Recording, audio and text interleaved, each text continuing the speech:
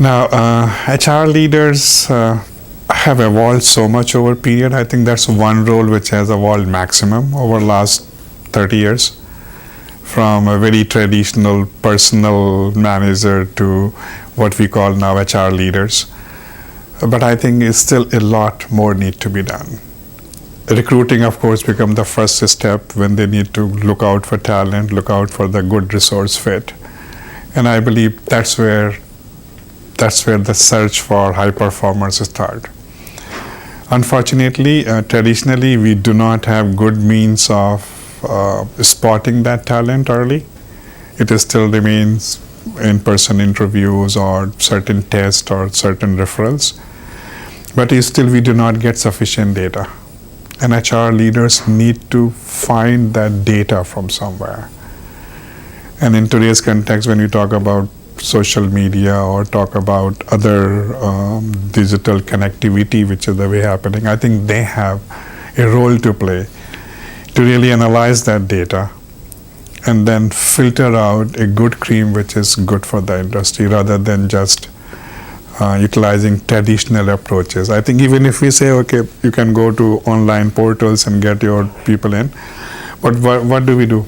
Normally we go out and look at 10 profiles, find out from the whole pool which are the 10 most closer to my, and get them over and interview and figure out who is a fit. I think we need to do much more than that. So HR leaders, I think, needs to transform to more of analysts of the lot of information which is available, and try to filter it out in such a manner that they really come back and present those candidates that, yeah, we know to X percentage of confidence that these are going to be high performers. So rather than just taking a chance and finding out after some time, I'm visualizing that maybe in next 3 to 4 years that a stage is going to come.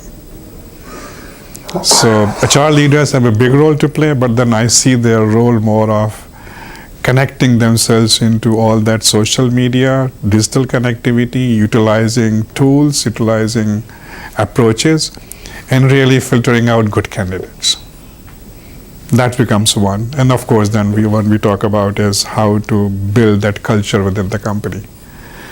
So normally we have been habitual of not win-win. I think it, again, comes back to society and you are in.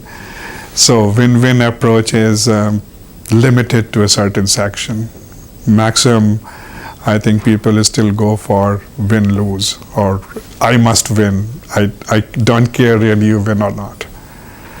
So from that, I think HR leaders' role becomes now more and more prominent. How do they continuously work on that anywhere win-lose is happening, how to convert that win-lose into win-win. And I think another side which I am seeing is, especially in HR leaders, since the workforce is becoming global, and in my experience of last 15, 17 years when I have been doing multi-geographies, multicultural, multi-countries, teams management, that's one area where HR leaders need to grow. They need to become that global manager. They are excellent local, geographical or local country managers, but they are very small pool of HR managers who are global managers. Understanding globally how they can harness that talent and get that over. So we can again talk about manufacturing versus the IT, e-retail and service industry, where things are changing so much. And I think the big factor is going to be how do you still provide that high performer globally from anywhere, and for that you need to be a global manager. You need to figure out ways and means how you can still interview an Indonesian or a Chinese or an Indian or an Israeli or an American, and can still fulfill your needs.